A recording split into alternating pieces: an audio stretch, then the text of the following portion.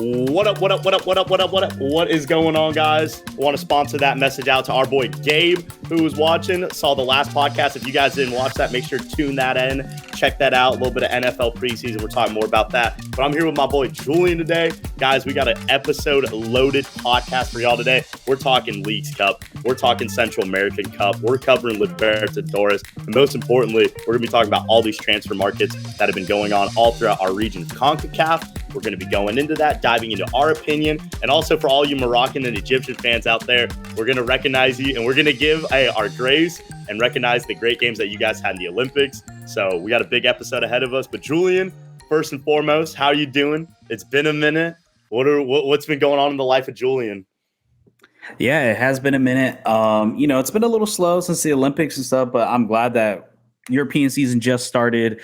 Concacaf's also just starting in certain nations, as well as MLS coming into the tail end, leading into the playoffs. Leagues Cup's almost over. They got the final there. So I'm honestly super, super excited for the European season to see this new Champions League format, how that all works out. But yeah, man, I will say it is pretty nice to have an episode where, just a classic episode where we're just discussing about things all around the world. And today we're going to mostly stay specifically within the Western Hemisphere. And then once Adam gets back with us next week, we're going to dive deep into the whole European competition, the top 5 leagues, as well as Champions Leagues, Europa League, so on and so forth. But yeah, we're going to stick it over here for a little bit because I know Adam really is really excited to talk about some European stuff. So yeah, man. But yeah, like I said, excited. We've been doing a lot of these one-off videos and prediction stuff. I'm just glad that, we can sit here and just kind of shoot the shit and talk some transfers and thoughts and feelings instead of just who do you think's going to win this? Who do you think's going to win this?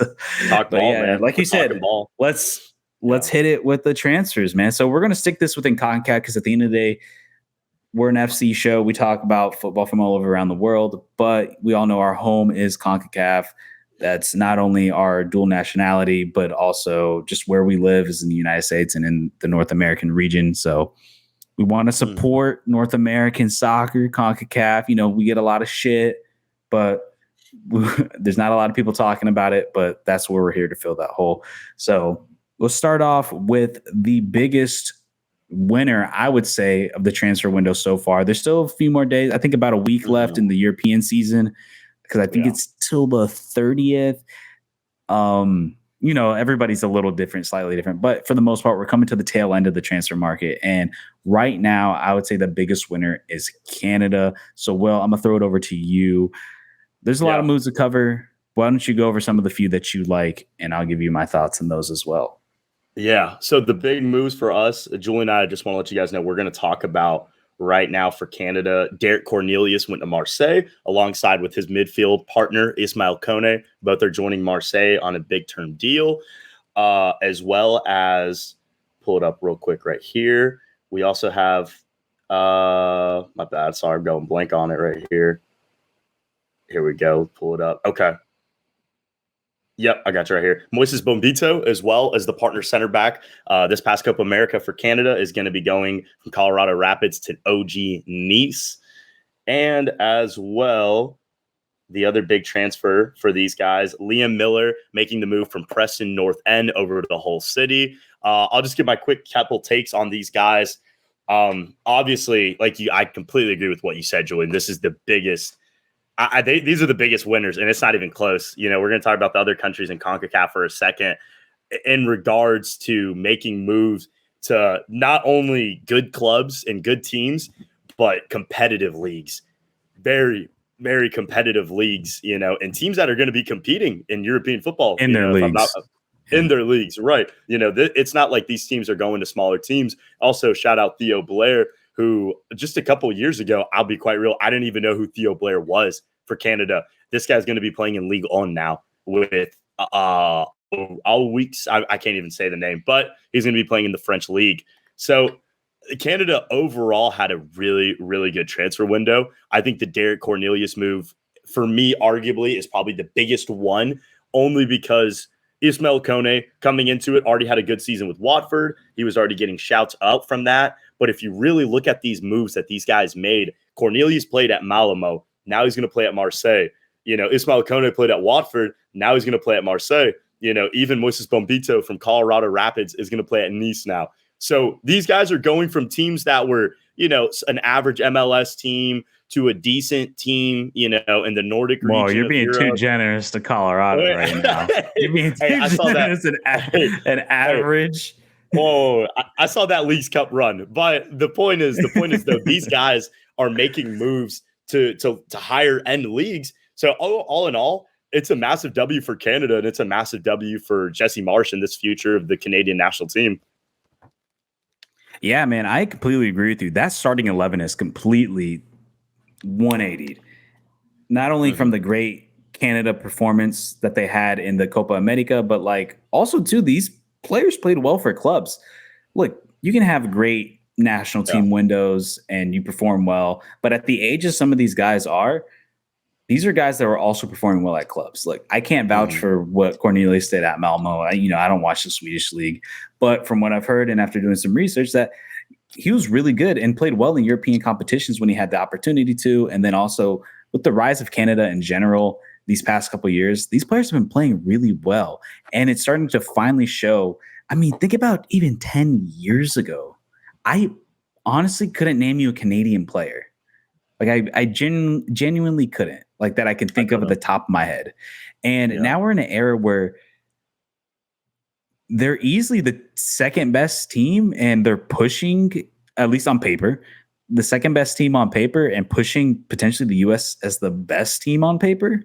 So this is a highly competitive team that's playing really well. Look, we'll see how well they play when it actually comes to Lisa, because let's not lie, going from MLS to Ligue 1 is a big jump for Bombito, going from the Swedish league to the French league. Not just the French league, you're talking about Marseille, like the team that's a top 3 team playing in Champions League year in and year out. If not Champions League, they're in Europa League. This is a top French league that he's going to be fighting for minutes, because I'm not even entirely sure if he's going to be guaranteed the center back over there. I don't really know the Marseille depth in that center back position, but I'm imagining he's going to be competing for that spot. I don't think he's a shoo-in. I mean, but I'm really excited. Like, at the end of the day, you need to make these moves. You have to understand what it's like to play at a certain level and to compete in positions. Because I really value somebody, maybe they're not getting starting minutes, but they're training with some of the best players in the world. And to me, that still means something. And anything you can learn and bring back, and maybe the run doesn't work out and you go somewhere else. Now you have that reputation of being in a league, a top 5 league. Maybe Marseille didn't work out, but then you can go to a lower division of Serie A or another team within Ligue 1 or whatever it might be. The big thing is you made it out of that jump out of Sweden and out of Canada. Yeah. So, and then Ismail Kone, I thought he had one hell of a Copa America run. I'm really glad to see him really playing in Marseille. So Canada, man, they're scary. They're really scary. I'm not going to lie. Like, that starting 11 is looking really good. And honestly, even their depth looks pretty solid. Like, I know they have a lot of depth in the MLS, but they have really quality MLS players. Like, I'm not going to lie. And one kid, I'm surprised, who's not going to transfer yet. And maybe they're waiting till the winter time, but I don't know. Schaffelberg, with the MLS thing, it's really weird. But dude, with the performance that guy had against some of the top teams in South America, crazy to me how he didn't. Okay, I don't want to say top teams, but he had some good games against Argentina, it's something, you know what I mean? And which is more than what a lot of other teams could say.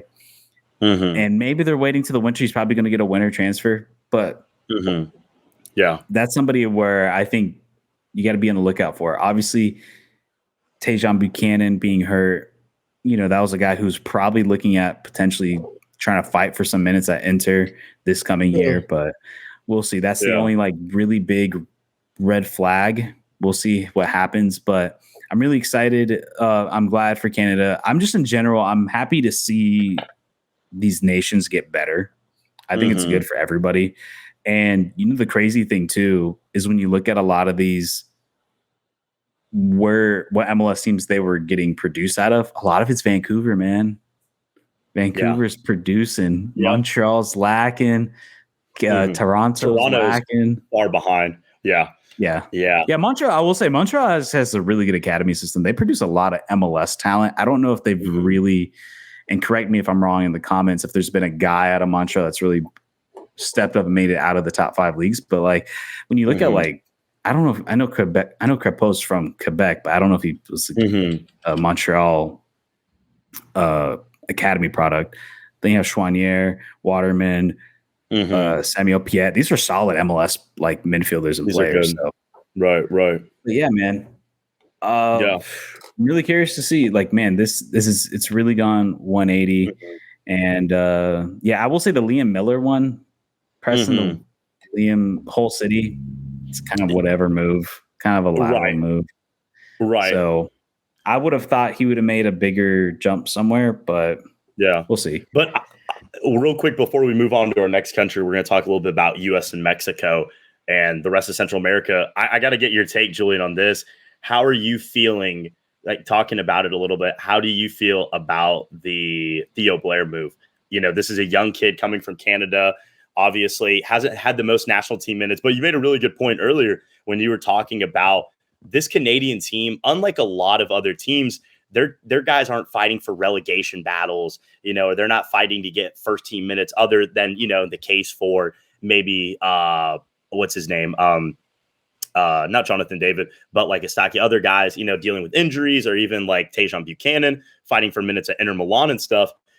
You know, a lot of these guys, including Theo Blair, who played at Motherwell in the Scottish Premier League. Obviously, that team did quite well last season. This is transferring and it's showing over to this Canadian national team. How do you feel about that Theo Blair move going over to the Ligue 1 now? Yeah, I mean, we'll see. I think there's a big jump. As somebody who watched a decent amount of the Scottish League, because having my own national players over there, there's a big quality difference. And, you know, that's the one thing that these are great moves. I will say these are amazing moves, but I don't think they're necessarily going to be home runs just yet. I do think it's going to take time, because these are big jumps that a lot of these guys are making. I mean, going from MLS to Ligue 1 is a big ass jump. Like it really is, like training in and out, the pressure of relegation, the pressure of the fans and everything. It's a huge difference. It's a really big difference. So I'm curious to see how this all transitions well. You know, out of their sake, I hope it does work out for them, you know? So I know Will thinks I'm a Canadian simp, even though I'm not. I just like seeing Concacaf teams get better. I think it's good for the Confederation to not just have USA, Mexico forever. But yeah, man, I think we'll see, because it is a big jump. I mean, you're talking about Motherwell to any team in the Ligue 1 would probably win the Scottish League. So, all right. We'll see. I think for a lot of these guys, I think these are great moves. I think these are going to put them in positions where they can fight for a starting spot. It's not like going to Chelsea, like that Chelsea loan army or that City loan army, where it's like, I honestly, when I see players like, we'll talk about it in a second with like USA with Caleb Wiley, it's like when you see like these guys go to these like massive clubs and like, come on, man, like you're not going to get minutes. You're going from fucking Atlanta United to Chelsea. The one exception that was Petrovic, right? And Petrovic actually ended up working out, and I think a part of that's because he's European, he's not American. So they gave him the shot, but we'll see. I'm excited for the guys, but it's also like we gotta wait and see, man, because these are big jumps that a lot of these guys are taking. They showed well against top competition against some of the best attackers in the world in Argentina. But they also struggled against some of the worst teams in South America, like your Perus, like your Chiles, like your Venezuela. These are the bottom feeders of CONMEBOL, and they did struggle against them. So we'll see. Julie just taking a quick little dip at Chile and Peru real quick. I see that. I see you, Julie. Let's hop over to the USA. I did talk about it briefly. I do want to mention, out of the youngsters, we did see Caleb Wiley go to Chelsea in that Chelsea loan army.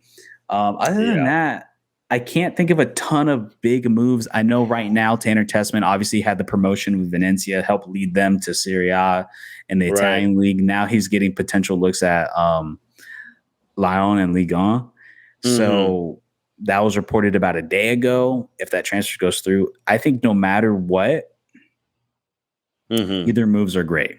I think I obviously agree. maybe you want to push for that Lyon move because this is going to Mm-hmm. be a team that's fighting for Champions League positioning, Europa League positioning versus Valencia. It's it's a freshly promoted team. They're probably going to struggle, and there's a good chance that they're probably going to get relegated back out. I know there was talks of Tanner Chessman signing with Milan and then getting Mm-hmm. loaned back to Valencia, but we'll see as that goes and how that story plays along. I thought he Yeah. looked really good in the Olympics. I've always been a Tanner Tessman guy from the little bit that I've seen Mm-hmm. of him from the USA. I think Mm-hmm. he's been pretty solid. But other than that, unless I'm missing something, hasn't been a Yeah. lot of major moves. I think we're nothing from Gio Reyna yet, and not even an ounce, not even like a tiny little Yeah. chirp from a bird, like nothing. Yeah. It seems like he might be stuck on that bench again. So we'll see. Yeah. Not really transfer news, but it seems like Christian Pulisic's moving to the 10, playing in that hole. Mm-hmm. So Mm-hmm. been It's pretty gonna be quiet interesting. on a Right. lot of fronts for the USA, at least at the top level. I know there's also talks of Johnny Cardoso getting moved from Betis Mm-hmm. to somewhere. I'm drawing a complete blank on where, but I would like to see him stay at Betis. I think, and we could talk about this with Adam next week in the European things. But man, Mm-hmm. Betis is one of those sleeper teams. I think you got to watch out this year in La Liga. Mm-hmm. They got a quality squad with a lot of signings they just made. But Yeah. yeah, give me some other ones Yeah. if you have any. What are your Yeah. thoughts on So the we ones got that I the said? list. The ones that you were kind of talking about, Caleb Wiley, like you were saying, Julian, for our viewers watching, is joining the lone army of Chelsea. He is going to be going to Strasbourg of the Ligue 1 in France. How much playing time he's going to get there, we're not exactly quite too sure, but we're going to have to find out. Obviously, like you said, He's a Gio Reyna 19, I still. think. Yes, correct. Yeah, he's 19. So he's still young, but it's an interesting move. I agree with you, the Chelsea move, and especially in his position in left back. I mean, dude, Chilwell, Colwill, Cucurella, I mean, you're like a fourth string. So it respectfully, I don't even another, think he is. Yeah, he's on the academy team, probably. exactly. Talking about third and fourth strings, we got to talk a little bit about Matt Turner. This is a guy who genuinely needs to get a move. I feel so bad for him. He's basically the third string this point at Nottingham Forest. The truth is, in talking about another goalkeeper, Gaga Slonina, the 20-year-old, has officially made the move for a loan to Barnsley. He's going to be playing over in the EPL. So it's going to be interesting to see how he does and he adjusts there. And also center back Mark McKenzie is going to be making the move from the Belgian First League over to Ligue 1 as well with Toulouse. A Toulouse team that's competitive, that's strong. This team, I watched a little bit back in Europa League whenever they played LASK in the Panamanian Andres Andrade. This has a very, very, very big city. This is obviously the rugby capital of the world, but at the same time, their fan base are very energetic, very exciting, very good to watch. He's going to be joining the likes of Cáceres, the Venezuelan, over there as well. So Mark McKenzie, more than likely, I would assume, I don't know the depth at the CB position for Toulouse, but I could see him being a starter, picking up good minutes there, which the USA, quite realistically, they're going to need to get somebody for Tim Ream's position because Cameron Carter-Vickers, Chris Richards showed Panama, we exposed them, boys. So it's an important position for the U.S., but other than that, I do like the Mark McKenzie move. It's a competitive league, especially for more of a defensive role. Him being a center back, he's going to need to learn how to play physical when fans are chirping at him and they're getting in his face. So that's a big move. And also for Gaga Slonina going to Barnsley, I think it's a big move up for him. He's obviously more than likely he'll probably be the starter there. He's going to get big minutes. He's already had a couple big minutes. He obviously got called up as well to this Olympic squad. He didn't play any minutes in the Olympics, but it's still important, though, to know that, Matt Turner's just kind of hitting that high front right now. And if he kind of goes down, who's going to be that guy to step in there? Is it Ethan Horvath? Is Zach Steffen going to make a comeback? Can Gaga Slonina move up? Of course, but throwing names into the hat of the goalkeeping position. Schulte, if Schulte can make a big move, not even a big move, if Schulte can make a move out of the MLS, it's going to be something to watch out for. But yeah, those are the biggest ones we've got right now in the U.S. I want to throw another one in there too, which we both forgot about, and I loved the move. Aiden Morris to Middlesbrough. Did you mention that? Yes. I did not. That's a good shout. Really Adam good Morris shout. Misselberry. He Yep. was a guy, a Weston kid down here from South Florida, a local guy for me at least.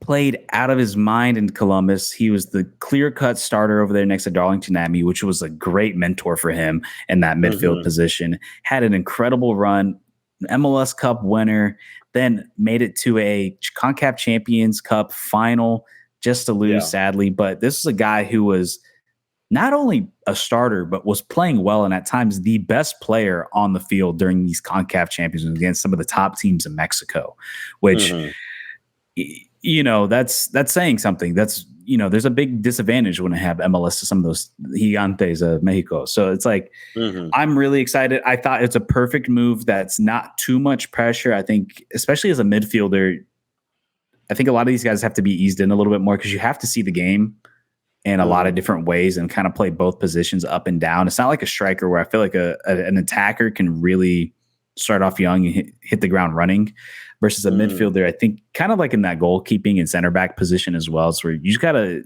understand a lot of your situational awareness and have just experience being out there. I think the Middlesbrough move is pretty good. Going to the championship it's really a move. He's going to get into a physical league that is high pressure and a very tough league. A lot of people say MLS in terms of revenue is kind of on par with like the middle to bottom part of championship. So I don't think it's a massive jump in quality, but where he's going to see that big jump is in the pressure and trying to get promoted and trying not to get relegated. So I'm really, and from just the fan pressure in general, because there's not a lot of pressure when it comes to MLS. And I think a lot of people sleep on that. So I love that Adam Morris transfer for sure. But other than that, I think those are kind of the big ones that we've really covered for the USA. Let's move over to Mexico, man. It's another country with not a ton and never really has a ton except for within their own country because they overpay for their own players. They do. But so I'm going to go ahead and hit for you guys, and Julian, I'm going to get it. I'm going to hit it. And then I want you to go ahead and talk about what you think are the biggest moves, whatnot. So here we go. Rodrigo Huescas is probably arguably the biggest transfer move. He's going to be going to FC Copenhagen. I don't think he's officially made even his start yet for them. I don't know. I'm pretty confident he played in a couple friendly games for them, but that's a big one. Eric El Chiquito Sanchez, like you were talking about, Julian, just another in move Mexico. The market value for these guys are out of the roof. That people want to pay millions and millions. I mean, they're literally trying to buy a house with these guys. Like, I don't know what is going on, but he's going to be making that move from Pachuca over to Club America. Another noticeable, now this is just a transfer right now at the current moment, is Santiago Jimenez is being linked, and they're in talks with Nottingham Forest at the moment. How confident we are on that move, we're not exactly too sure. Like I said, we do know that his agent and his father are both right now in talks with Nottingham Forest with that move. As well, Julian Araujo is going to be making a move to Bournemouth, which is a good move. Obviously, I want to get your opinion on that. And then the last one. Now, if I'm not incorrect, this move did happen before the Copa America, but it is still a summer transfer market. So we're going to throw it in there. Julian Quinones is going to be going from Club America. Like I said, this was before, to Al Qadish FC over in the Saudi Arabian Premier League. Julian, kick us off. What do you think? What's the big move? What do you hate? What do you love? What do you not want to see? I love the Huescas move to Copenhagen. I thought that was amazing. He got out of there for pretty cheap, which is pretty surprising. That was a little bit of an anomaly, especially when you're considering that they're the only club. So, I'm glad to see that you got a guy out there, got him out young, and actually got out of them from a relatively reasonable price. Mexico needs more of that. Hopefully, that's the start of something new. The Santi Jimenez one, I'm really curious to see what happens there. I think the guy is ready to make a move into a top 5 league. I'm not going to lie. I'm a little curious to see how well he plays in the Prem. I don't know if Nottingham's going to be the best situation. Nottingham's really been struggling these past couple of years, barely making out of relegation zones, which requires them to play in certain play styles that, they're just trying to stay up. It almost is. There's not a lot of free flowing ball, which I think is going to be a big change from playing from Feyenoord, where everything is much more free flowing. You know, you're talking about a higher quality team against a lot of lower level opposition. I'm curious to see how that works out. I would have liked to see him maybe try a more mid-table team somewhere else or whatever, but we'll see. I think nonetheless, it would be a good move if we can get it happen. Or it could be a bad. I don't know. I don't know if I necessarily love it. I think getting to the Prem, sometimes you don't always want to rush that thing. Sometimes you just want to make sure you get into the right situation. And I don't know. That one we'll have to wait and see. This one's not necessarily happening now, but it is a transfer that was announced. It was Tuglizano to San Diego FC. But he's loaned to PSV for the fall to the winter, and then he's going over to San Diego. So that's going to be pretty cool to see him over here. And I'm sure he's going to bring a lot of Mexican fans over to the inaugural season of San Diego FC. Then the other one, Julian Araujo from Barcelona, previously played at Las Palmas, transferred over to Bournemouth. This one I'm really curious. I thought he played well at Las Palmas and La Liga. I thought he played really well. And from what I heard when he was the season before that, when he was at Barcelona B, he played lights out over there. Obviously at LA Galaxy, he was one of the star players and played really well and high level. So I'm not going to lie. I'm a little shocked about the move because I thought he played well at Las Palmas, but going from Las Palmas, which is a mid to low table team in La Liga, where he looked decent, to then just going straight to the Prem, it was kind of crazy to me. And I thought how he played for Mexico, being on and off the bench, it wasn't like he was an absolute star. Like, this is a guy I like, and I think he's young and he has a lot of potential, and he's looked good at times, but he hasn't looked absolutely incredible and amazing. So I'm a little shocked by the move, and I'm curious to see how well he adapts and if he plays. So I don't know what the Bournemouth lineup is, but the one thing he has going for him over there, Bournemouth is building something really well, and they're starting to set themselves up as not just, hey, we're in the Prem for a couple years and we're gone. Like, they're kind of setting themselves up to really be a staying power in the Premier League and be consistently there year in and year out. So I think he's going to be put in a pretty good situation. Curious to see how he develops there. But I love the move for him. Look, if you get the opportunity, go for it. Yeah. If it doesn't work out, it doesn't work out. You showed that you could play in La Liga. You showed that you can play in other play. He's got a job. So either way, I like the move. If it doesn't work out, he's still young enough to go somewhere else and still play at a top 5 league. I don't believe for one second that he can't go somewhere and somebody else will snatch him up if the Prem doesn't work out for him. So I'm a little, I love the move, but I am a little surprised by the move. I wouldn't have thought that he would get I would say that he probably got a bigger jump in a move than Santi Jimenez. But obviously we're talking about playing in La Liga versus playing in the Dutch league. But then again, Santi Jimenez played in Champions League and showed absolutely nothing. So but I mean, that's pretty much it for at least the big outgoing transfers out of Mexico. As Quiñones, get your bag, dude. Go to the Premier League. I'll keep it quick on that one. I agree with you. Chiqui Lozano going to San Diego. His career's done with the Mexican national team. Rodrigo Huescas, good move for the kid. Good move for the national team. I think he's probably, honestly, their best under-23 player at the moment with him and Marcelo Flores. So big ups to him, and Cruz Azul also getting their bag on that. Like you said, Julian, not Quiñones, but Julian Araujo. Shout out to my boy Pavel Koposki. He came from the same Barcelona academy. He is a worker there now. He's a trainer there. He works there out in Phoenix, Arizona, Casa Grande. So shout out to my boy out there. But yeah, also Julian Araujo, it's a big move for him. Like you said, he got some minutes over the weekend, but we just kind of have to see how he's going to adjust to this Bournemouth team.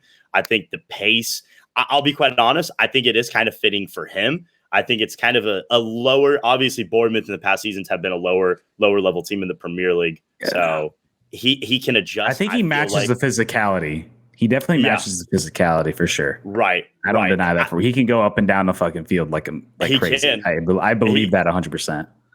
Like you say, I agree with that. But I will say the issue and problem is going to probably be more of the challenge. We have to see how he'll deal with it if he does become a starter or if he becomes a regular guy off the bench getting big time minutes and big games in the Prem, is how he's going to work with that. You know, a lot of times we've seen in the past former Mexican players, other than Chicharito, but other ones in the past have gone to the Prem and have not been able to handle the pressure.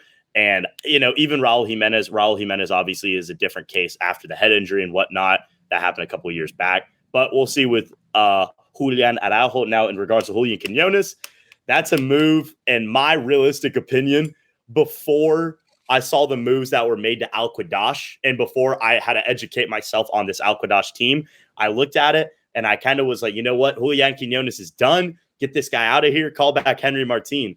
Honestly, realistically, if you look at the players that even play for Al Quadash and that are on this team, Paul-Emerick Aubameyang, former teammates with Michael Murillo at Marseille, made the move over there. Nathaniel Mendez, who played for Uruguay and who played almost every Copa America game this past summer, made the move over there as well to Al Quadash. Also, Andre Carrillo, a former Peruvian legend who still is active but doesn't play. So Al Quadash they're not this stacked team, but they've got talent in the team. And there's no doubt that they're going to be trying to compete for an AFC position to play in the AFC Champions League, you know, for the upcoming seasons and whatnot.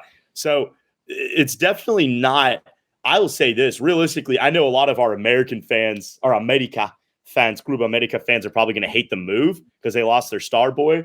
But the thing is, for him, I got to say it's a big move. Not even just a money move, but it's also a big move to get that quality and to get that just that talent around him, and he can really, really work around it and not just be comfortable. Like we've said, I mean, like we've obviously said, these guys, especially in the Mexican national team, they don't want to leave. They're making bag. They're making so much money, and then they're playing and they're comfortable. They're playing in their hometowns. They're free to live and do whatever. And they don't have any sort of pressure almost from the fans in that regard of trying to be winning championships and always trying to do stuff competitive. So I think it's a big move for Quinones. That's probably one of the few that I rate, and also the Rodrigo Huescas, but obviously Eric Sanchez, Pachuca to Club America. You know, what are we doing, man? Are we just trying to get the money, or are we trying to get, you know, build a future for us? So, but yeah, I don't know, man. Yeah. All right, let's move down to Central America. Let's first start off with Costa Rica. So Costa Rica had a pretty good transfer window. I would say I thought it was I take that back. I thought it was a very good transfer window. It's exactly what I wanted out of this summer going into Copa America. Wasn't looking to win. You know, we had a tough group, and I've always been in the ballpark where I'm like, look, man, give me the group of death. Give me the toughest teams. Because if you can show it against those teams, that's how you make real differences in your country. And I saw it in 2014. I saw it in this past World Cup, and then I saw it in this Copa America. It's like, if you show out, people will see and you will get moves. And the thing, too, is when you're coming from a country like Costa Rica, we come at a cheap value, man. Like, you get a guy who can pocket Vinny for $2 million. Feyenoord was all over that, bro. So $2.5 million to Jalen Mitchell over to Feyenoord. He hasn't got any minutes yet. Supposedly he got a little banged up in training. So, but nothing too serious. I guess he's going to be doing some one-on-one work at the end of the day. I don't know if he's really going to be starting. You're seeing a lot of minutes this year at Feyenoord because he is 19 years old. And I think Feyenoord looks at him as more of a project. So he might get a little bit here and there in the domestic cup. We'll see. I hope he does. I would like to see him actually get some real playing time. The one thing that does concern me about like some of our players going over to, you know, Costa Rican league to a big club like Feyenoord, it's hard to convince people to really start you. It becomes a lot of work versus like if he goes from Costa Rica and then say he goes to a mid-table or bottom table in the Dutch league and then he proves himself as a starter there, then Feyenoord then they're going to start him. So but we'll see. Time will tell. So that's the big transfer move from Costa Rica. After that, I would say that we had a good amount of moves to Portugal. We had Brandon Aguilera get transferred from Nottingham Forest down to, I guess, the sister team of Rio Ave in Portugal, where he's going to get more starting minutes and just more minutes in general than he did at Nottingham. Nottingham, he got a couple here and there, and then he got loaned out to Bristol Rovers in the 3rd division in England. And now he's going to stay within the Nottingham system. So obviously Nottingham rates him. He's played super well for their U23 squad and has looked really good. And he looked really good in the 3rd division of England. Right now, he hasn't gotten any. He's already gotten a goal and assist in preseason for Rio Ave. He hasn't gotten a ton of minutes with them yet. So we'll see. We also had our keeper who made a show for himself, Patrick Siqueira, this past Copa America. We got him a move from Ibiza in the 3rd division of Spain all the way to Casa Pia in the 1st division of Portugal. And I watched him play against Benfica and had an amazing game. He was the best player on the team for Benfica. Benfica won 3-0, but if you go and watch those games, he had incredible save after incredible save, and he had a great game. But it was one of those, like, some of those goals you just can't stop. And it's Benfica, the powerhouses of Portugal, and he looks well.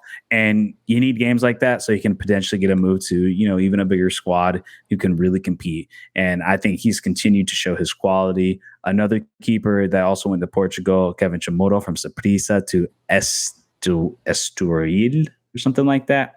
He hasn't started yet. But the starting goalkeeper for them in their first game had a rating on FOTMOB of 4.0. So maybe he'll start getting some looks over there. So that'd be awesome. And then also, who am I missing else from Portugal? Warren Madrigal is going Warren to Madrigal, not Portugal. Valencia B, the Mestalla. Already had a goal over there, playing really well in the 4th division of Spain. Look, I know some guys in Costa Rica, they're like, why'd you go to the 4th division of Spain? Like, that's not better than the Costa Rican league. Yes, sure. But the thing is, when you're in that system, you have the opportunity to move up. He's 19 years old. He still has a lot of time to develop and play well. Could he have gone to like an actual 1st division team? Sure. But the fact that if he just went to, like, let's say a standalone team, like Ibiza that Patrick Siqueira is at, and then have no link, then I would be a little bit more concerned. But the fact that he's a part of that Valencia system now, which obviously Valencia is a historic club in La Liga, if he can work his way up through that system and potentially get minutes in La Liga, it's all worth it. The fact that he's connected and he's in there is one thing. Also, 2, we had Gerard Taylor from the Prisa to meet our other fellow Costa Rican, Kevin Vargas, in Scotland against the Hearts of Midtjylland, and has been an instant impact over for that team, has played amazing. I've watched every single game he's played over there. He played against Tottenham in the preseason and was the best player on the field. Obviously, it's Tottenham, like C squad or whatever, but nonetheless, he still played amazing. He just played recently in the first couple seasons, has looked really good. He did have an own goal, but for the most part, he had a really good game. Then he just played Europa League qualifications, where they drew 0-0 against Victoria Pilsen, which is usually a staple Champions League team. So this is a guy who's been playing so far pretty well. He brings a lot of energy. He's been playing super good. And also we had within the MLS, Ariel Lassiter getting traded from Montreal to Chicago Fire, which I thought was a little random for Montreal. I think it was more so Chicago needing that extra attacking power. But I will say it's been a pretty – and then obviously Orlando Gallo to Latvia, the Riga FC, which I hate that move. I hate it with a passion. I hate it so much. I thought this was a guy who basically took the 6th position, the central defending position, by the fucking balls because it was an open spot, and he took it and ran with it, didn't even look back, and has played amazing. He looked great leading up in the Copa America. He looked great in the Copa America. And supposedly he had one offer from the MLS and another offer from a European team. Or not even an offer. There were interests. He had interest in it from an MLS team, and he had interest from another European team. But eventually there was really nothing there except for to go to Riga and Latvia, which I guess they have some sort of partnership with Herediano. And I hate it. I don't believe for 1 second this guy had no interest. This was a guy who looked great against Brazil, he looked good against Colombia, Paraguay. He looked good against Uruguay in the friendlies. This guy, he's looked so well. And he looked good in Concacaf Champions Cup, where he played really well against some of the top flight Mexican teams, and helped lead Herediano to a quarterfinal, which for Costa Rica is really big. I just don't believe for 1 second his only offer was to go to Latvia, which, let's be real, there's no way Latvia is better than the Costa Rican league. It's just not. And then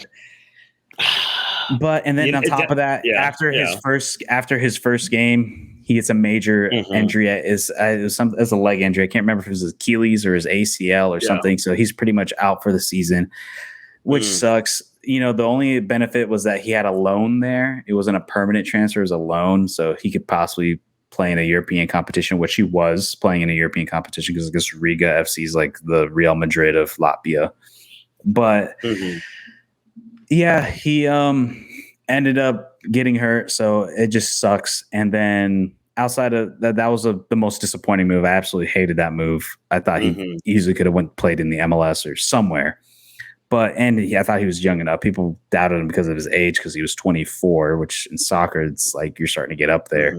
But nonetheless, that's why you got to get out of Costa Rica fucking early. I always tell people, like, you got to get out of there no later than 20, because otherwise people have a hard time vouching for you. Like, why were you in there till 24? Like, what? You know what I mean? So, that's why you got to get out of there so quickly. And then the final one, which was the most recent one, is Alejandro Bran.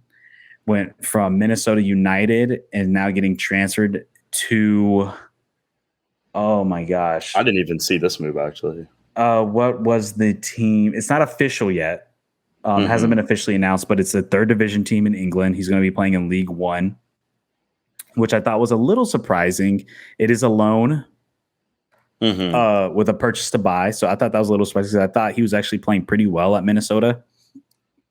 Then to go to third division of England, I guess it's pretty lateral. I guess you're not going to be in that English system, so now people are going to see you from England. So potentially, that's why Minnesota saw an opportunity. Hey, if you could play well here in the third division of England, we could probably sell him for more than what we bought, because they bought him for, I think, just over $1 million, somewhere around there.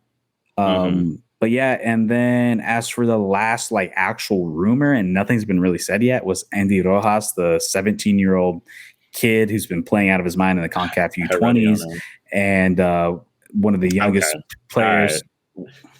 One of the youngest players. I think he was the youngest player in the Copa America. I think he broke the record. It was either him or Kendrick Baez. Yeah. Yeah, he was getting looks from Celtic and another team, and it's all been kind of quiet on that front. So we don't know yet. I thought he looked pretty good in the U20 Concacaf Champions Cup. So we'll see. But outside of that, I think that was pretty much it. I think that was a pretty successful transfer window for Costa Rica. Costa Rica is now getting to a point where you're like, holy shit. Like, you look at this team, and we could probably put a full roster with maybe just 2 or 3 domestic league players, which is, and not just like, oh, they're playing anywhere else. It's like, you could probably fill up a roster with almost complete. You forgot the biggest with only 5 players without in European and good European leagues. You're still forgetting your boy though, Joel Campbell, baby. We're going to Brazil. Joel Campbell going to Brazil. Man. Yeah. I mean, I'm looking for the future. I love I love Joel Campbell, but I was looking more so the young guys. But yeah, he showed that in that Copa America. He's like, he's got talent. Look at that club he's playing for. It's not a good club. They're going to be fighting relegation. He already got a goal over there. It was a PK, but it's a goal nonetheless. And man, the legend is still going, man. Going from Alajuelense to the Serie A in Brazil is a pretty big deal. I know it's like Athletic Go, something like that, in the Go short. Which, it's funny. I'm looking at Transfer Market, and Alejandro Bran, he's dual national. And guess what his other nationality is? It's Panama, bro. I know. Him and Gerald Taylor. Really? He's Gerald Taylor's Panamanian? Yeah. Now, Alejandro Braun, we'll make this real quick because we want to keep on moving. Alejandro Braun's connection, if I'm not wrong, is his mother. I want to say who was born in Panama, but he's lived all his life. He was born in Costa Rica, raised in Costa Rica. His father's Costa Rican. His mother is basically Costa Rican. Gerald Taylor, though, is a little bit different because if I'm not incorrect, if people watching, maybe I don't even know if you know more than me about it, his father is Panamanian. And Gerald lived when he was young, a couple years in Panama near Colon, if I'm not incorrect, it was the city. Lived there, grew up there. Family moved back to Costa Rica. Gerald Taylor is definitely eligible to play for us. I wouldn't mind him. I will say, though, we're already kind of stacked at that right back position. So we're not super, super crazy. But he is a good player. And like you said, good move for him to Hearts. I do like Gerald Taylor. I like his style of play. And he's a really humble young player. So good for him. Yeah. Out of that, was there any? I know I kind of went on because it's mostly I think, but was like any big ones real quick, and we can switch over to Panama. Any ones that you in particular really liked from Costa Rica? You hit them all. I'll say, Julian, you hit them all. You had to pick one or two. Yeah. Oh God, man. My favorite one, obviously, the Jalen Mitchell one is definitely. I'll say real quick why for the Jalen Mitchell before the Copa America, Julian. We were always about, the biggest weakness for Costa Rica is the center back position, the defense. How are they going to deal with it? Jalen Mitchell just came in and said, hey, I'm going to solve that problem for you guys. So that's a big plus. I think not just only that, but also his move to Feyenoord. Like you said, if he potentially gets loaned out, he's already out in Feyenoord. So it wouldn't be the worst loan for him. And he's 19 as well. So that's a big one. That's a massive one. Outside of the big one, obviously being Jalen Mitchell, I would have to say the Gerald Taylor one. And arguably not just only because he's going to Europe, but he's going to Hearts, who is going to play Conference League. They're going to be in the group stage for it, or the league. They're in Europa League now. Now they're battling for Europa League. I think they're probably going to lose. I saw they lost that game yesterday, so they're probably going to go to Conference. He's still. Did they lose? I was watched it till like the 90th minute. It was 0-0. I'm pretty sure, unless they scored last minute. Maybe I didn't get to finish it, but I think they're going to lose the tie though. Regardless from that, still Hearts is arguably for most people the third best team in Scotland. Gerald Taylor is going to be playing at a good league. He's going to be playing at a competitive level, and he's also going to be playing right alongside his fellow Tico and Kenneth Vargas. So I think all in all for Gerald Taylor, if you watch the guy play, I mean, he's a very, very stouted. He's a right back, right? Not a left back, or is he? Yeah, right. Back? He's a right back. Very attacking minding right back. Right. I'll be honest with you. He reminds me, for me personally, of a very almost a little, obviously the quality's not there, but he reminds me of a younger Michael Murillo. Very go-getting, very strong forward, likes to push up, but he knows when he needs to come back, and he's very safe on the defensive side of it. So I'll say those are my two highlights for you guys. Yeah, I don't think I said it, but I just want to say real quick, my two favorite is Jalen Mitchell, obviously, absolutely loved it. And then I'm going to say Patrick Siqueira to the Portuguese league. I thought going from third division, Ibiza in Spain.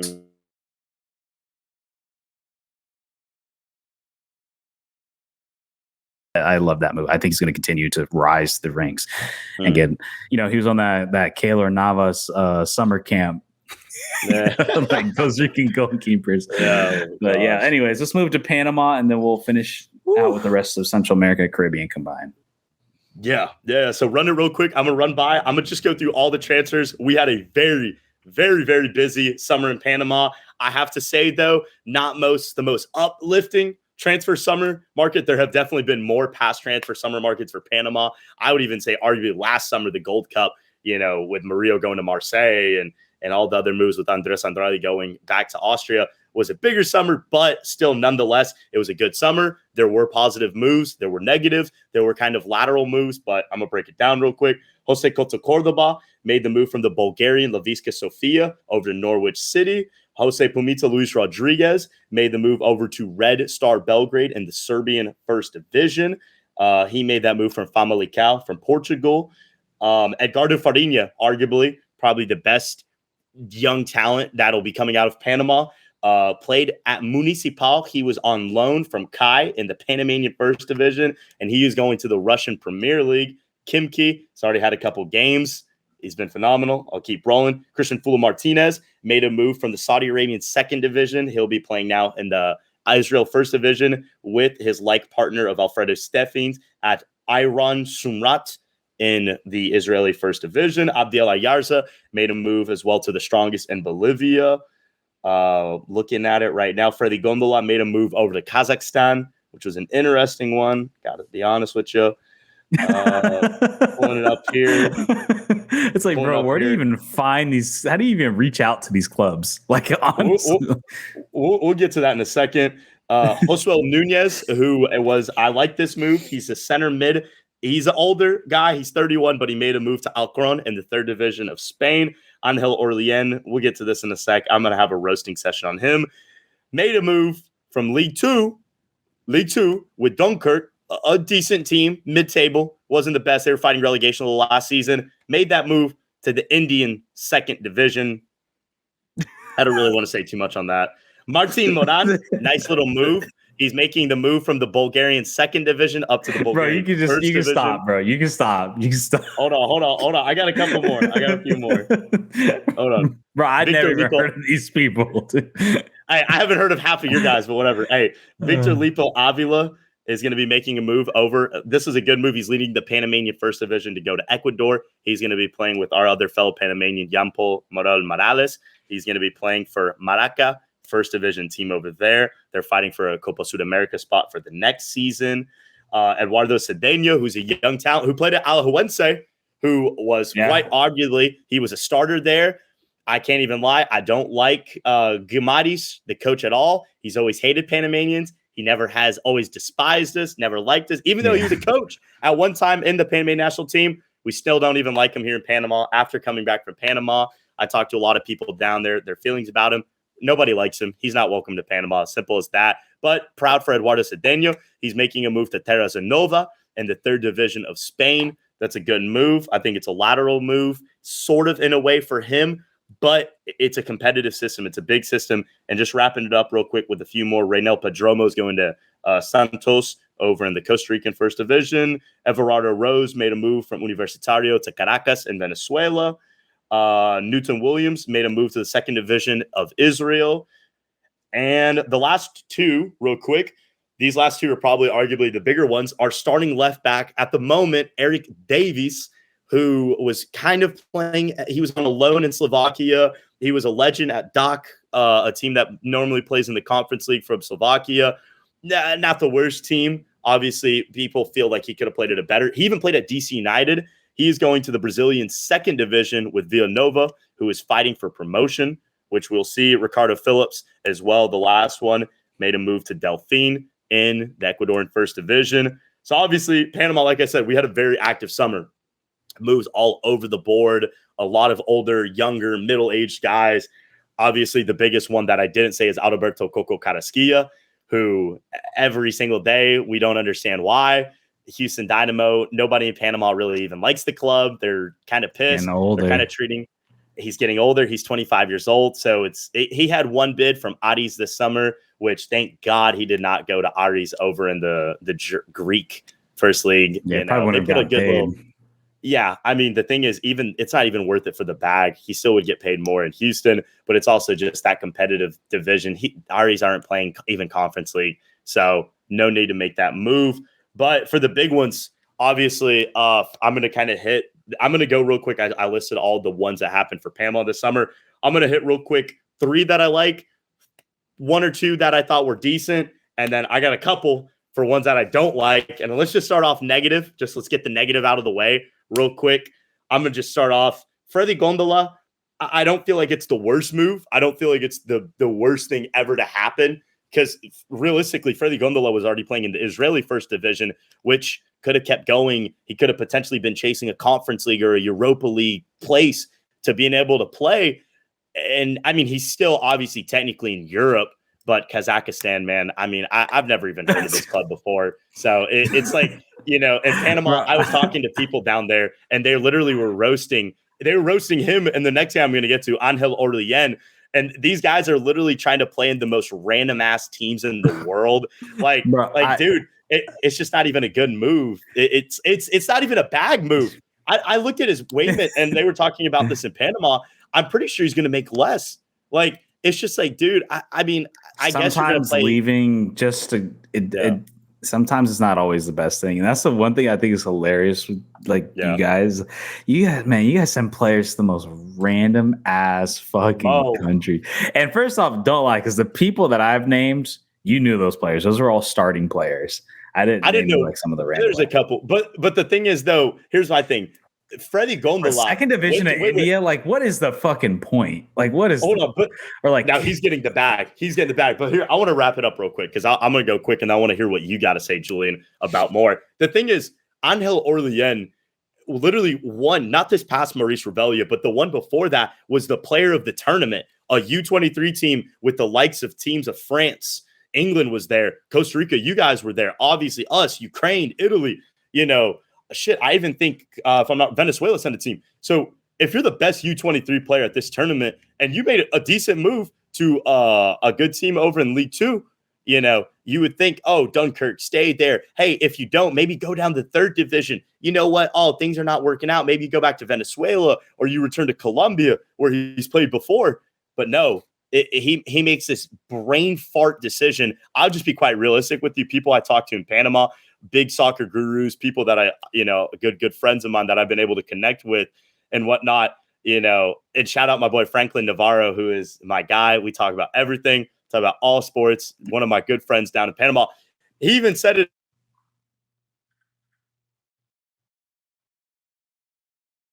Oh, we lost Will. Now. All right, you're back. Okay, yeah. Very good. Dude, we lost you. Now you're back. You're back. Just keep on going. Respectfully, he's not in this pool anymore. We don't really care too much. It's a brain fart decision. It's not thinking about yourself. It's not even thinking about not even thinking about your team. It's not even thinking about yourself. Like, dude, you are not going to get any better. I'll be real with you. I'll be so honest, Julian. I would have preferred him to go back to Panama. I really would have. 1,000%. I would rather him playing in the 7th division of Spain. Like, at least you're playing in a country that, you could potentially. Just playing Costa Rica. That was the one thing. And I think you guys are starting to do it more. Mm-hmm. But I've always said, utilize I'm not saying Costa Rica is amazing league or anything, but it's the third best league in the region. Mm-hmm. It's a league where there's agents that can actually ship players out to reputable countries. You know what I mean? And usually for the most part, yeah. And sorry, I got a call. It kind of threw me off. But yeah, it just some of these I'm just like, why? It's like I'd rather you play in. It'd be better if they played in shit like League Two in England. Or somewhere in a proper footballing nation, and at least you're in these hotbeds where people are learning and you're around other people and you're in the scene. When you're in the second division of India, you're not in any scene. If you're in Kazakhstan or Azerbaijan or Israel, the second division of Israel, Israel's not even that big. I don't even. Well, here's I want to say though, the Freddie Gondola move, and I'm going to get to another one. Freddie Gondola, it's a hard one because he's a bench player for us. He's obviously not a starter. He's up in age. He's 28, 29. So it's kind of and it was also a lateral move. He made the move from Israel there. Angel Orlien is 23 years old. He's young. He's a prospect. He was the best player, like I've already said, at the Maurice Revelio. This kid, people are saying when Godoy leaves for the national team, he's going to step right in. Dude, you just blew that out of the freaking water now. You want to go play in Mumbai FC? You want to go? It's not even the first division of India. At least that shit. That's what gets me. And I'm not gonna lie, I didn't want to get heated, but now I'm heated thinking about it. That's a big one. And I'm gonna go real quick just because we need to run on with the podcast. And I got more stuff I want to talk about. The thing is, the Christian Fulo Martinez, starter. You played good. You played hella well. You balled out against Uruguay. You balled out against Bolivia. Hell, even shit, you could even say, obviously, the result does not show, but he had a decent showing against, he was probably our best player on the field against Colombia. He still showed up and he showed out. He showed he can compete in this in this Copa America, and you make a move to Iron Shuma, a team that just got promoted to the Israel First Division, which is still an okay league. It's a decent league. It's a mid out of all the leagues in Europe. It's probably around the half. I would compare that league arguably to like the Ecuadorian league. It's decent. It's not the worst. It's also not the best though. You're mid. You're very mid, but you didn't go to a mid-table team. Europe. You're not top 10 in Europe. And also, you went to a team. It'd be one thing if you went to Maccabi Tel Aviv, who's arguably one of the top 3 teams in Israel. No, you just went to a team that just got promoted. So for Freddie Gondola, for obviously, I mean, Roderick Miller, who I genuinely believe he likes it in Azerbaijan.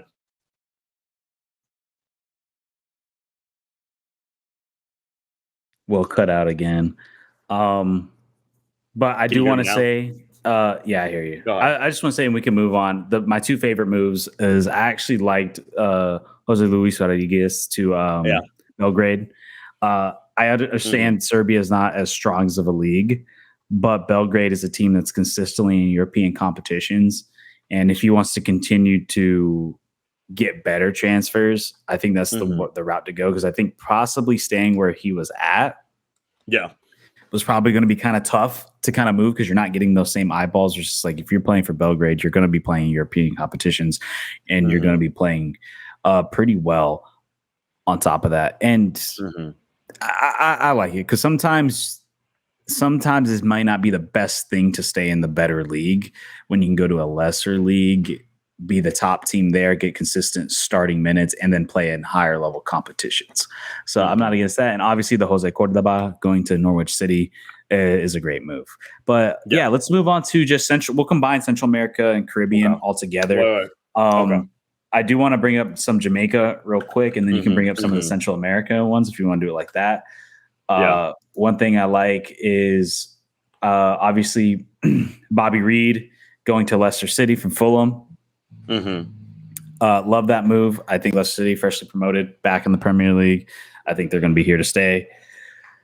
I like that move a lot. I also, your talks of saying Mason Greenwood, basically saying that he's going to go to Jamaica. Obviously it's not a transfer, but it's a new player to think about in the Concacaf region. That's something I like a lot. And then I'm trying to think here if I'm missing anything else from Jamaica. Unless you can think of one at the top of your head. Obviously, you said the Bobby Cordova read. Yeah. And you already hit the points. I wanted to say real quick, Joel, I got to say something. Obviously, these guys understand the move. I'm not going to keep roasting them, keep shattering them. They probably already know. But that was that. I will say, though, I like you already hit. I like the Puma to Luis Rodriguez move. I like the Cota Cordoba move. And I also really want to throw in there, I really like that Edgardo Farinha move. I've already talked a lot about it with you. This is a young guy, young center back. He's going to keep moving up in the ranks. So realistically, grading Panama's rank, because I know you graded Costa Rica, for me, it's a B+.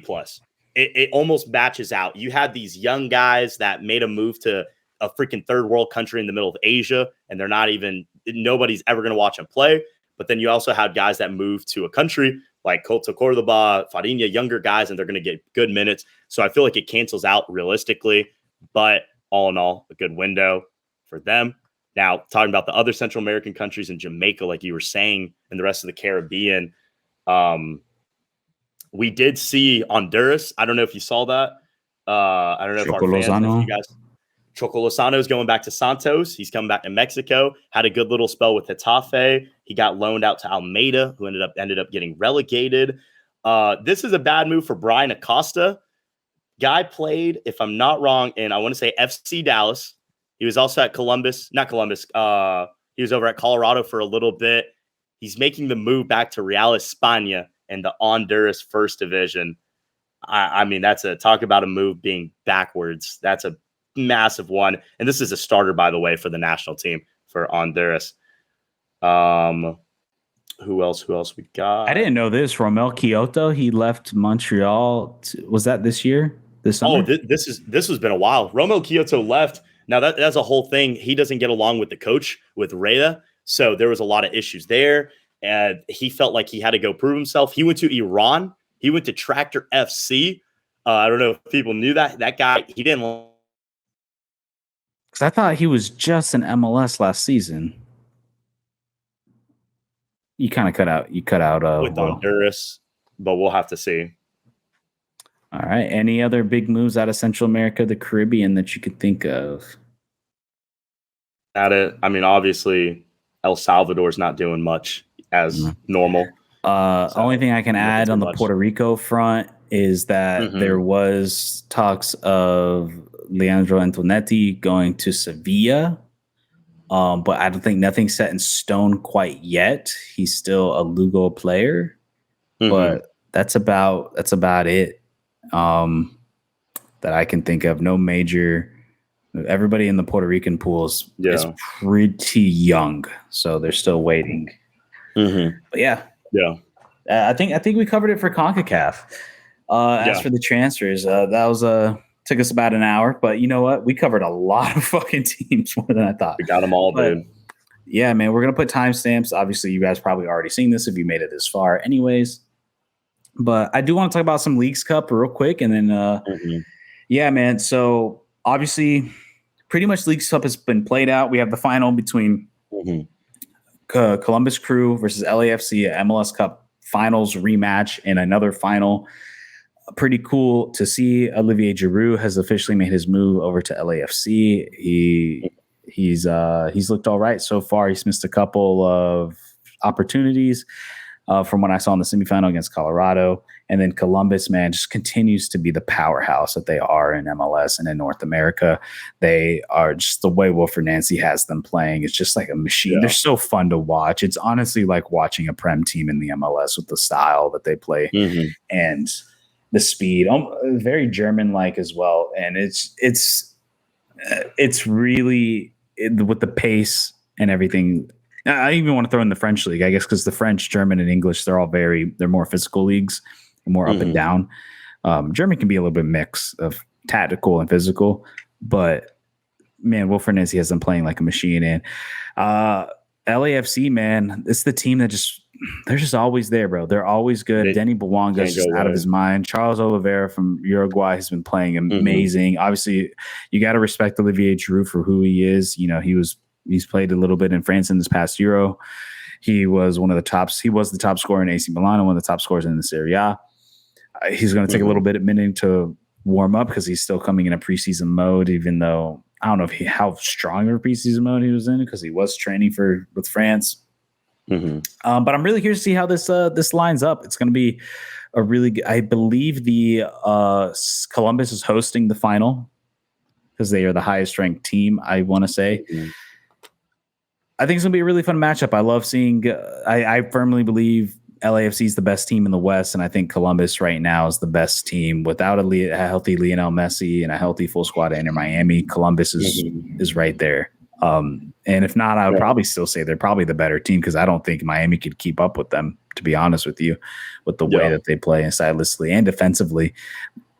But as for my quick predictions on that, I'm going to go with Columbus. I like Columbus. I think they've been a little bit more clean. They've been unstoppable. They've just been so hard to break down and to hold off. Cucho's been on an absolute tear. Why don't you? I don't know how much you saw the Leagues Cup, but give your thoughts on the final at least, and then we could talk about it as a whole because I do got some thoughts on it as a whole. Yeah, actually, I'll wrap mine real quick because I have been watching a little bit. I was in Panama for the majority of the Leagues Cup. All I want to say is Liga MX, we own you guys. Y'all suck. All that trash talk, all that. I don't want to hear it. I don't want to hear none of it. I don't want to hear Concacaf champ. I mean, I don't know. This might be where we disagree, Will. By the way, you cut out if you hear me talking over you. Today. So, can you hear me now? Yeah, you're back. Quit talking.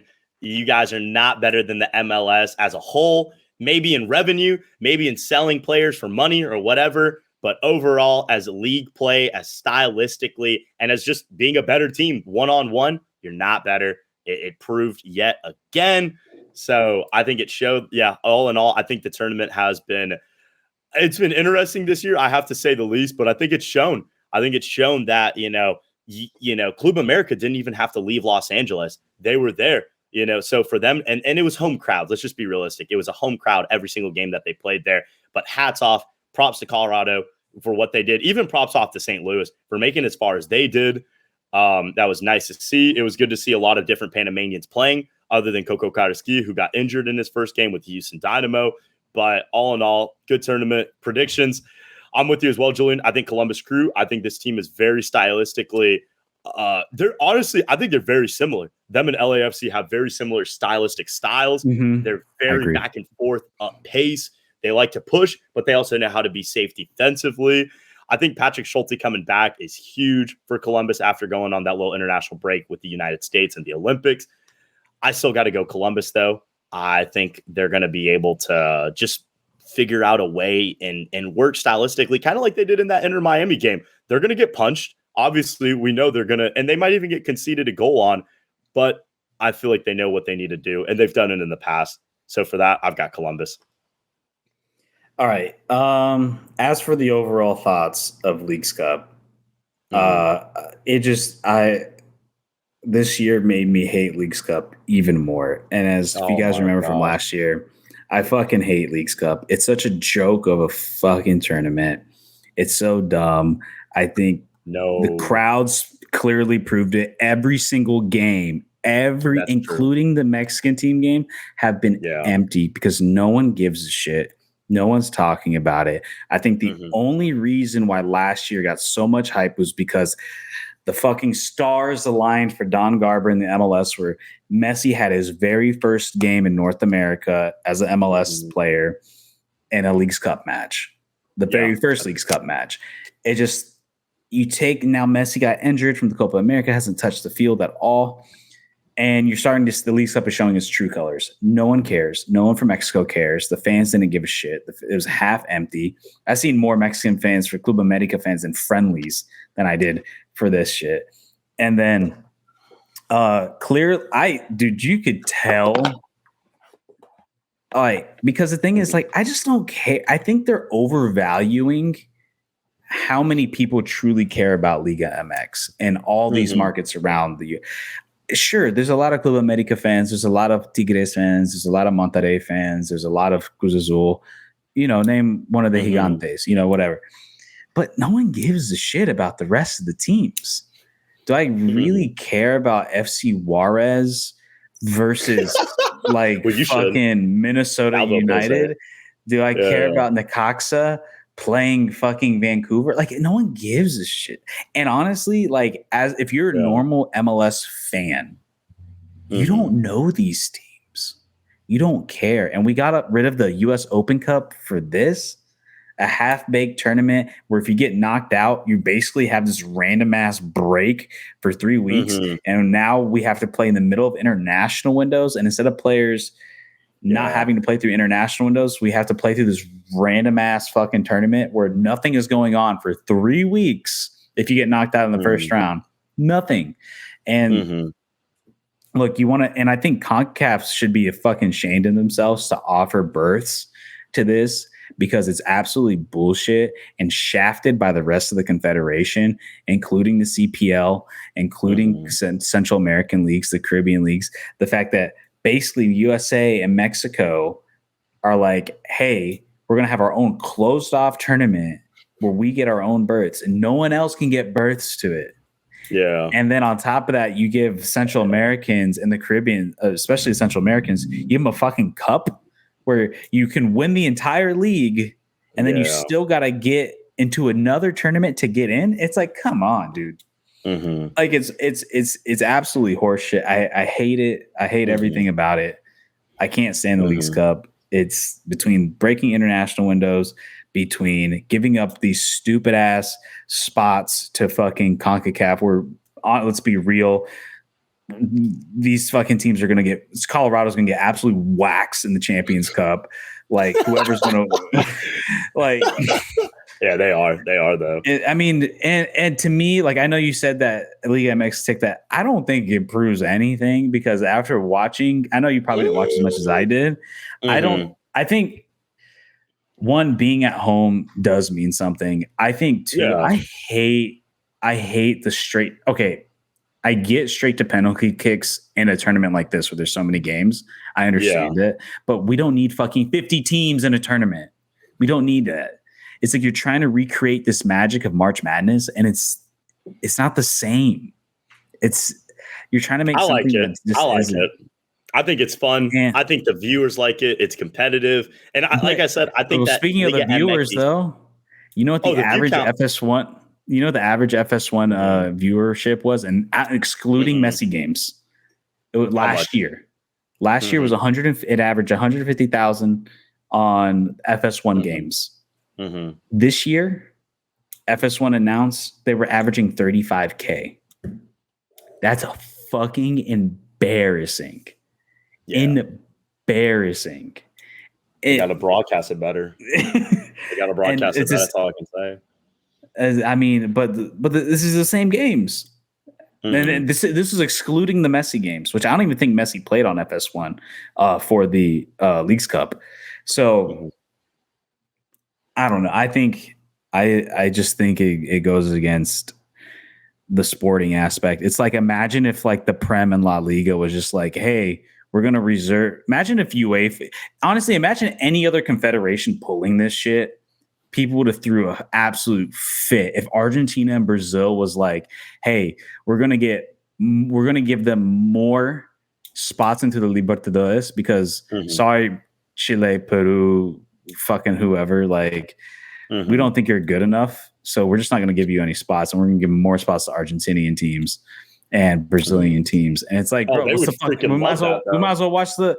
But we might as well just watch the Brazilian league at that point. But the whole concept of it's a confederation tournament. So and the thing too is like you throw all these teams, and I just feel like we're playing the same teams over and over and over again. There's a lot of games. And it takes away from that specialty from like, oh man, we're like, think about before, like it wasn't that often your team got to play against a Tigres or like a Monterrey. Like that only happens a couple times a year where you would see an MLS team go against the likes of the Giants of Mexico. Now it feels like it happens all the fucking time with this Leagues Cup thing. And then also too, you're just playing these MLS teams again, because it's 30 MLS teams in 18 Liga MX teams. So you're mostly just MLS teams just playing each other again. Season ticket holders don't even get tickets for it. So you got to buy more tickets. And I'm like, if I'm a season ticket holder, I'm like, fuck you. I don't want to pay for this again for like, I hate everything about it. I don't think it was really that entertaining. I don't think it was barely talked about. Yeah. It wasn't that fun. The Mexican teams honestly didn't seem to care because it was preseason for them. And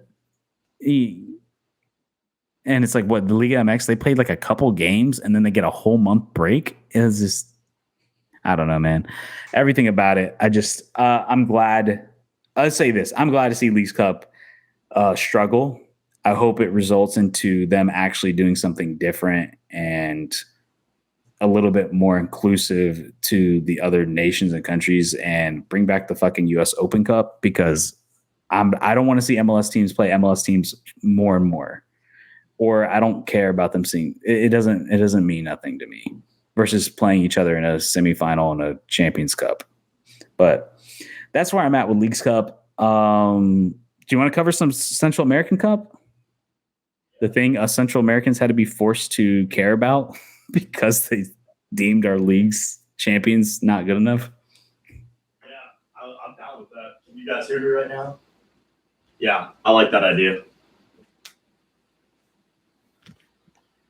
You guys hear me, Julian? There? Yeah. Yep. So talk about this this dumb tournament they're making us Central Americans play in. Jeez, man, I got a lot. Just so we have the privilege to get into the tournament. Right. Do you want to start us off real quick on that, Julian? I want to hear what you got to say first. I'm be honest with you, I haven't watched a ton of the Central American Cup. I've just watched some highlights here or there. I did see Real Esteli fucking beat Saprissa again, which is absolutely wild to me. They're starting to become like a fucking powerhouse in Central America all of a sudden. But yeah, I mean, that's kind of pretty much the big thing. It seems like, the Alajuelense is kind of dominating the tournament. I know Panama's been really struggling, the Panamanian teams and Independiente and Kai. But yes, I'll resort it over to you since you've been following it a little deeper. Yeah. Oh God, can you guys hear me right now? Just want to make sure. You good? You struggling? Yeah, can you guys hear me? Yeah, but you sound far. Okay, I got you. My bad. I had to go get my charger. My bad, you guys. Sorry, y'all, on that grind. Yeah, I completely agree. This Central American Cup, it's always fun to watch. I honestly will say, for bragging rights, so for the reasoning of the tournament, I do really enjoy it. I honestly love it. I get hyped for it. I will say, though, like you said, my teams have been struggling. Kai, San Francisco, and Tauro, and it's just been an absolute shithole of a tournament. We have only won one single game, Julie, one single game in the total of 9 games. We have won one game, and if I'm not even wrong, I think Kai scored twice, San Francisco scored twice, and Tauro scored. We scored like 5 or 6 goals.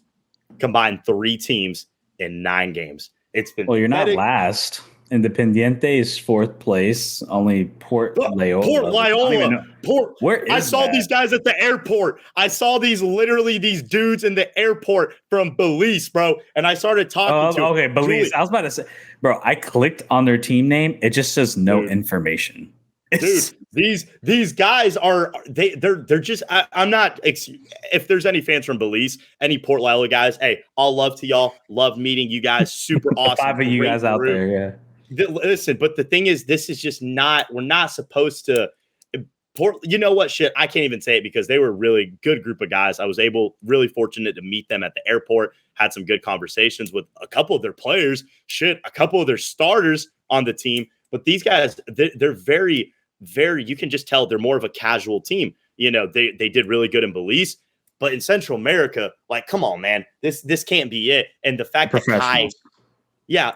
Kai were beating them 1-0, I mean, it already shows. Rounding that out, though, going over all of Central American Cup, it looks like you said Real Esteli, they're having a hell of a tournament. They beat Municipal. They tied Municipal, the champions of Guatemala. What the fuck is going on with Guanacasteca? What the fuck? They're making us look as bad. Yeah, I will say, listen, the top 3 in Costa Rica are amazing, but once you kind of get out of the group, except Saprissa. Well, you have Saprissa, which is 2nd place because they lost to Real Esteli, but then Alajuelense, Herediano are top. But like Guanacasteca, like, bro, come on, last place behind Managua. Don't even play soccer in Nicaragua. Like, hey, I said the same thing until D-Day Han beat Tauro and Romel Fernandez last night, and I wanted to throw my laptop against the wall. But listen, like you guys said, Herediano, D-Day Han, and Motagua are going to battle it out for that 2nd spot in Group A. Motagua, shout out to boy Jorge Puchulin Serrano. Other than that, it was Mende. They've got a good team. I think Motagua should be able to tie Herediano, and if that's the case, they're going to move into that 2nd place. They're a good team. Alajuelense Comunicaciones, that was pretty easy pickings between. I thought Marathon, shout out to our boy Cesar Samudio. I thought they were going to be able to put up a little bit more of a fight. Not really the most. Alianza Luis Angel Firpo, nothing much. Big shout out, though, to Aguilas from El Salvador. Those guys down there. Listen, man, Darwin Seren, Dixon, Edward Dixon, he scored the banger 2nd goal last night for them. These guys are on top of their group over Olympia, who is arguably the best team in Central America out of Honduras. And they're also on top of Antigua. That last game for them is going to be against our boys of Kai and Panama. So that's going to be interesting. Aguila's good thing for them. Real Esteli, like you said, I want to hit real quick on them because we are obviously coming into the last group stage or the last match day of the group stage. I think it's been interesting. Real Esteli has shown yet again why this team is not a team to joke with. And I'm going to be quite realistic, and I have to back him up. Dural Hueso, a famous news reporter, sports broadcaster, whatever you guys want to call him, in Panama, very well known. He's on a lot of big channels out there. Even said it himself. Real Estelí, outside of Nicaragua, could win any other league. I completely agree with that. The Costa Rican League, I will say it would probably be the hardest one, but I'll say it. Real Estelí came to Panama, they'd win the league, hands down. I don't think Real Estelí could beat the Costa Rican. I think beating it in a one-off tournament is different than a whole league. Like playing a full-length league. I don't think they have the quality, the money, the infrastructure to beat Herediano, Alajuelense, and Saprissa. Listen, dude. Year in the air. I think they could compete, but I don't. And I think they could win out of like once in every 10 years. But like, come on, man. Like, it's one thing to like you're getting thing off a one-off versus like winning a whole league is completely different. Though they did it last season. They last season they competed with Club America. I mean, that was crazy. The fact that they even put up a fight with those guys, and that was incredible. It's great. Listen, and I think a tournament's different from a one-off, an entire league.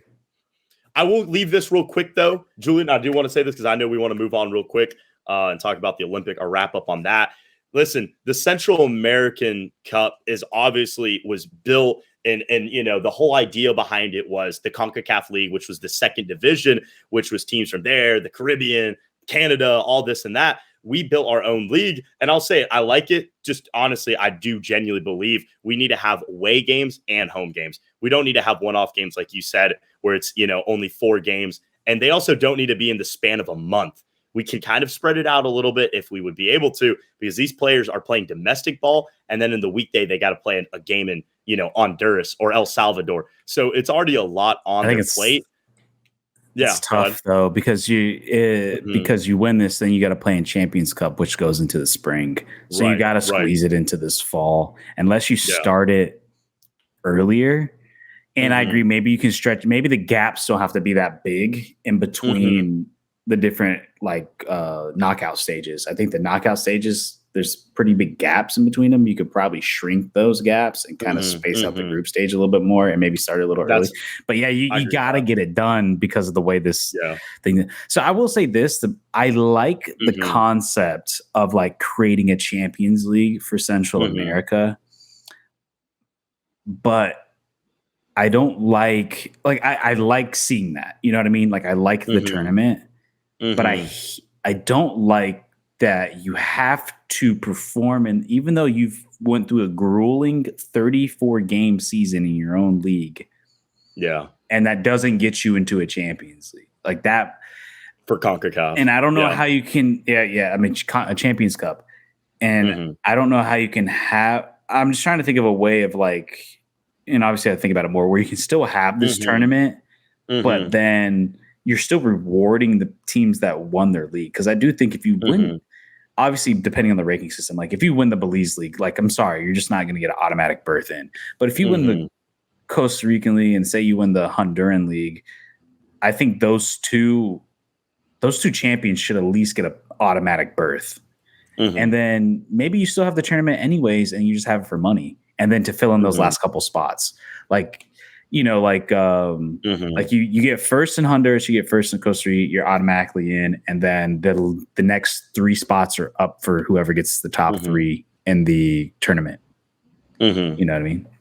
Yeah, I agree. I like that idea. There have been talks a little bit. Victor Magliani, the Canadian, our CONCACAF president, kind of mentioned potentially bringing in a second Central American league. That would be kind of teams like Sporting from Costa Rica. That would be kind of like, you know, Herrera or even Veraguas, teams that are more mid-table teams. Yeah, teams like that. Santa Ana, you know, other teams, Central American teams that we know from Guatemala and those countries. So that would be kind of like that would be like the Europa League in a sense for Central America, which I think is kind of interesting. I can't lie. It's going to make a lot of fans interested. I think it makes Yeah, and I think it's good for a sporting aspect. I think if you really want to grow the region, you have to let them play each other more. I mean, I thought they should be like a Europa level league for the entire of CONCACAF. I agree. Yeah. I would like to see that more. Honestly, I do think you would you'd still probably have the MLS And at least what makes I think the Europa League-esque thing for North America would probably benefit MLS than it would be Mexico, because now most likely the toughest teams in Mexico are going to be in Champions Cup, and then you're going to get, well, then again, Club America wasn't in this Champions Cup, but they probably would have made a Europa League kind of esque thing, or like Sudamericana. But like, yeah, I think it would be cool to have it all over the thing, but I'm not against to just having like a Caribbean thing or just having a Central American thing. Right. Just trying to find a way to link it up, because I do like the idea of like the regions battling each other, but there should still be something to where it's like, all right, we still got to prioritize league play. Like we got to make league play mean something. Well, that's the thing. Also, like these teams, they put all this effort, and you can tell. And I really just want to say this real quick. I'm gonna leave this as the last thing for all those Central American teams. Nicaragua, the league, and yes, congrats. That's awesome. That's big. El Salvador, Aguila, that's massive. But just remember who still your daddy is in the national team. The most important, it's Panama. Costa Rica. Miles ahead. Listen, Panama there, and then Costa Rica's right underneath us. It's the truth. It's the facts. Just because that's awesome, that Aguilas is doing great, this and that. The reason being, though, and I hate to say this, but it's the truth. A lot of these club teams in El Salvador, Honduras. Andy Nahar is the starting right back for the Honduras national team. Yeah, well, he starts at Olympia as well, So these teams are essentially like a hybrid type of team of their national team. That's all it is. So obviously, when you're taking your hybrid national team to go against, and respectfully, I say this to my boys in Panama, respectfully, these guys are just young lads who have barely even, most of these guys don't even get called up for the U23 team, because we've already got U23 players playing in Colombia and Venezuela. We have these guys that just get thrown up against these dudes that have already played in Gold Cups and Nations Leagues and things like that. So obviously your teams are going to win. You have more experience, more market value, more talent. Costa Rica, I will say, is one of the few, and it's obviously been a league that's been developed and shown that already, that you don't have to just have national team players be on that team and compete well. But that's the thing.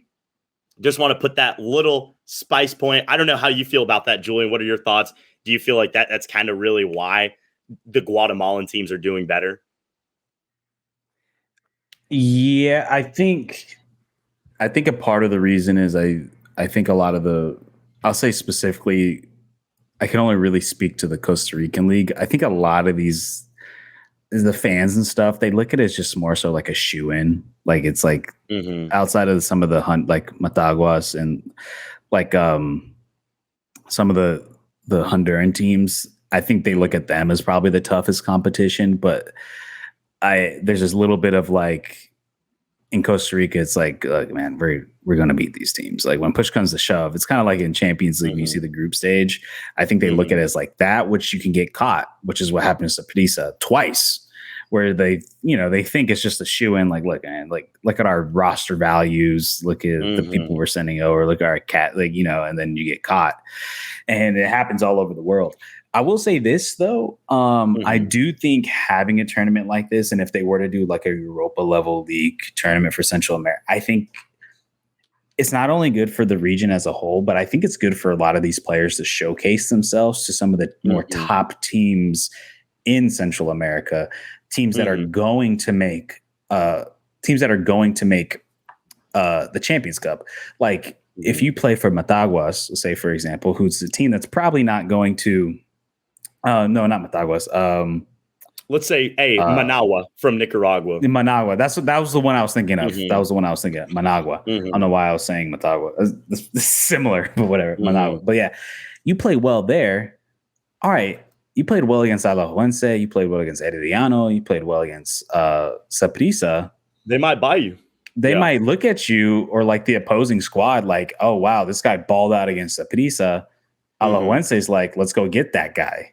Now, look, it's not a massive transfer, but you've gone to a legitimate team in the region, like a team that is almost guaranteed a shoe-in to go into Champions Cup.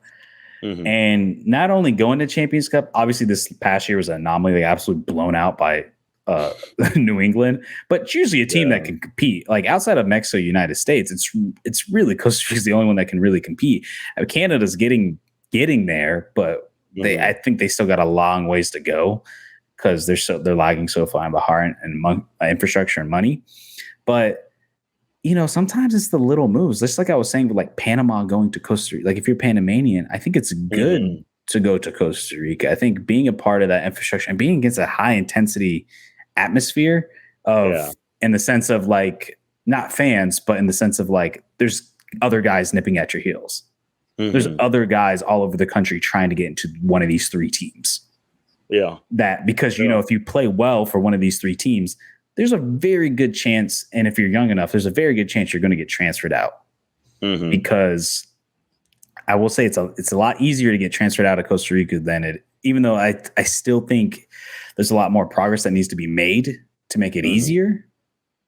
It's still easier to leave from there to MLS hypothetically, or there to Belgium, let's say, than it is to try to leave from Honduras, or try to leave from Panama, or try to leave from El Salvador to Belgium. Like that, it's just not going. It'd be a shock. You know what I mean? I think Jalen Mitchell actually broke the record, and that was because he played for the national team and he played well. But not only did he play well for the national team, he played well for Saprissa, you know what I mean? The best team historically. Yeah, my bad. One of the best teams historically in the region. So I think it's good to have these tournaments so more and more people can showcase themselves, because you're not all, especially in this, like we all know how this region is we're all Central American or just Concacaf in general. And I mean, same thing, you come from Canada now in the United States, like there's a certain, you can't always, we're not at that level where you can just make that jump. So you need to make these little ones to get up there. You're not a Brazil, you're not an Argentina. You're not just going to go from fucking wherever the fuck, like Martinelli coming from Serie B and whatever. I don't even remember the team, and go straight to Arsenal. And now he's playing like that's just, we don't have that luxury. You know what I mean? Yeah. So, you're not going to go from Herrera, with all due respect to my league. Which even then, that was Herrera. Crazy with Martinelli. That was absolutely insane. I still can't believe that he got that. No, you're right. You're not going to go from Punta Arenas to Chelsea overnight. It's not going to happen. No, you have to go to Punta Arenas to Saprissa, and then from Saprissa, you maybe play well for the national team on top of you playing well in club, and go to MLS and then go to Chelsea. And maybe not even just MLS, but maybe you just play well in the Champions Cup, and then you can go to, and not even Chelsea, bro. You got to go to. I think the Costa Rican league has now positioned itself to where you can reliably teams from not the top 5, but maybe the next 5 to 7 leagues above that. Your Portugals, your Belgiums, your Scotlands, your Austria, those are good leagues to go to, because then from there you can hop into the top 5. And I think you want, if you're the rest of Central America, you want, at least how it currently stands, unless Panama can catch up or Honduras can catch up, you want Costa Rica, the Costa Rican League, to continue to do that, because now when you play guys in the Central American Cup, and then you can get a transfer into that league, and then, you're just creating that pathway. So, but yeah, it's pretty interesting. I think, Concacaf is doing some things right, but then there's some things I'm just like, what the fuck, man? It's like, the motivation though, you can tell is the money, and that's always been the biggest thing. Like you were talking about Leagues Cup with all these tournaments, as much as us as the fans, we also have to remember these guys have to travel. They have to go to these countries. They have to play. They have to be in the game. It's fun to be like, let's have 4 different divisions in the Caribbean league, and let's have the Central American European League, or the Conference League, and the Central American 4th Division, and all these different leagues. But then, like you said, it's one of those, we still can build it and make more leagues and make divisions, but there has to be and not just a process, but there has to be an implemented plan to say, hey, a timely manner, how are these guys going to travel? You know what I mean? You just have to think of the logistics, like you said. And that's why I think we can handle. I think there's enough high profile teams that can handle a second continental tournament. Like I really think there could be. I don't know about the Central American one. I don't know the interest in like doing a Central American only Europa League. I like it. I love it. I mean, I think you would like it as a hardcore fan, but I don't know if the interest would really draw it there. But another step below the current one, because I don't even know how much the current one is making outside. Yeah. So, but I do think as a whole, like as Concacaf, there should be a second one. There should be the Champions Cup, and then there should be like a fucking North American Cup or whatever you want to call it. Because, and this is what I tell people too, and like people in Costa Rica downplay the MLS and stuff. I think now they're starting to change their tune to it over the past couple of years and saying how much better. But I'm like, look, dude, and same thing for Liga MX fans. You want MLS to get better. You do. Like, that gets better. That means the second division is going to get better. That means the region is going to get better, because now you're constantly going to be playing against those teams. And now it's not that bad or that hard of a move from somebody from playing first division in Panama to go to USL, because now the USL is a big jump. And honestly, the USL is not a bad move to go from Panama to the USL. Quite honestly, that's a great move. Team. That's a great move. The same thing with the Canadian Premier League. I think the fact that they've kind of risen in the past couple of years. You want that league to get better. You don't want just Mexico dominating the whole time. That's, I think, kind of hurt Mexico. Same thing with the national teams. You want these other countries to get better, because then it's just, iron sharpens iron. And that's why, if you can from there, if you can combine with the South America somehow and make that work logistically, that's your only true way of competing with Europe. I mean, if South America is not going to compete with Europe if they don't work together, because there's so much more money over here that you can. Now you're talking about the powerhouse that is, North America, Mexico, United States, and Canada, with the amount of money that's there. So, anyways, I agree. Any final thoughts? I just wanted to wrap it up real quick. I wanted to go. I know we were talking about it. We can wrap it up real quick in a few minutes. Another intercontinental tournament called the Men's Football Olympics happened this summer. We obviously did a little podcast video on that for you guys. We talked about it. Julian and I both gave our predictions, who we thought were going to win. Well, not who we thought were going to win, who was going to be a bust, a flop, who was going to get out of the group stage, who was going to be a dark horse, and who would even win the whole thing. All in all, our predictions went semi-ish okay. Obviously, there were some downpours, some teams. I must say, though, there were definitely some teams in the comments section. We saw you guys, saw your fan bases pop out. And I'm talking to you, Morocco, specifically. You guys showed up, showed out. Hey, I don't think we disrespected them. Looking back on that. And first off, no one had Egypt moving that far. So, all you Egyptian fans out there, come on. Let's be real. He said that. Did you guys really think you're going to make a semifinal? He said that. I didn't. But we didn't even say that they were going to be terrible. We said they were going to be able to compete. To be fair, I said Egypt wouldn't have been the best. I will say now Morocco, I do agree with you. All hands down, Morocco. We didn't talk high praises, but I have to be realistic.